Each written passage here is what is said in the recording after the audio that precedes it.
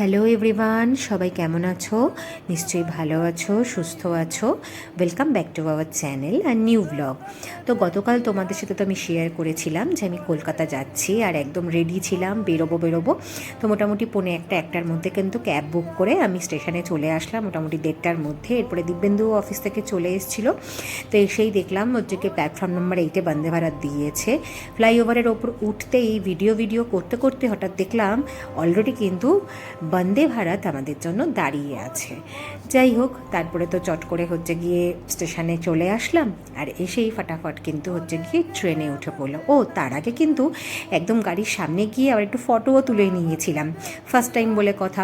যাই হোক, এরপরে তো ট্রেনে বসে নিয়ে দিব্যেন্দুকে বললাম একটু সুন্দর করে ভিডিও করো, কারণ তুমি কিন্তু 4-5বার চড়েছো। বিলাসপুর যখনই অডিটে যাও তখনই কিন্তু বন্দে ভারতে যাও, কিন্তু আমাদের দুজনের ফার্স্ট টাইম। দেখো ভিডিও করতে এসে সোনু কি পোজ দিচ্ছে। যাই হোক, এরপরে যেই না পাপা হচ্ছে গিয়ে বাইরে গেছে অমনি তার ফোন শুরু। ঠিক আছে, এদিকে বাড়িতে থাকলে যখনই পাপা কিছু বলবে কত মুখ ভার হয়ে যায়, রাগ হয়, অভিমান হয়। অবশ্য যার উপর যত বেশি ভালোবাসা থাকে তত বেশি তার উপর হচ্ছে রাগ অভিমান হয়, সেটা তো আমরাও ছোটোবেলা থেকে দেখেছি।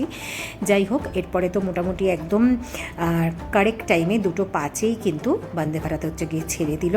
আর এখন না সত্যিকারের মানে নাগপুরে হচ্ছে গিয়ে ছেড়ে, মানে দিব্যেন্দুকে ছেড়ে আমাদের দুজনেরই কিন্তু যেতে খুব খারাপ লাগে, কারণ দিব্যেন্দু একদম একা হয়ে যায়। তো আমরা ট্রেনে বসে ওটাই বলছিলাম যে এখন না পাপাকে ছেড়ে এখন কোথাও যেতেই হচ্ছে ইচ্ছা করে না।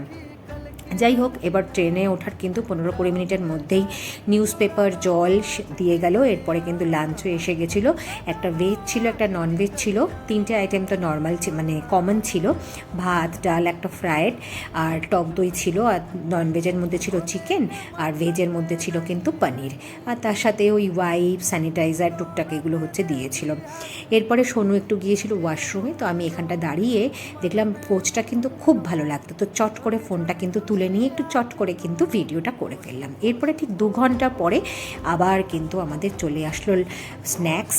তো স্ন্যাক্সের মধ্যে 2টো আইটেম ছিল অতীব জঘন্য, একটা হচ্ছে সিঙ্গারা আর যেটাকে বলে সামোসা, আর হচ্ছে যে চা, অতীব জঘন্য।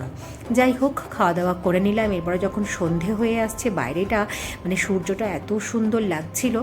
যাই হোক, এরপরে তো আমরা ঠিক ডট কিন্তু 7:30টায় হচ্ছে নেমে পড়লাম আমাদের গন্তব্যস্থলে বিলাসপুরে। এবং তারপরে কিন্তু দিব্যেন্দুর অফিস কলিগ এসে আমাদের হচ্ছে কি বাড়িতে নিয়ে গেল। তো গতকালের গোটা দিনটা জার্নিটাই কিন্তু আমাদের খুব সুন্দর করে কাটলো।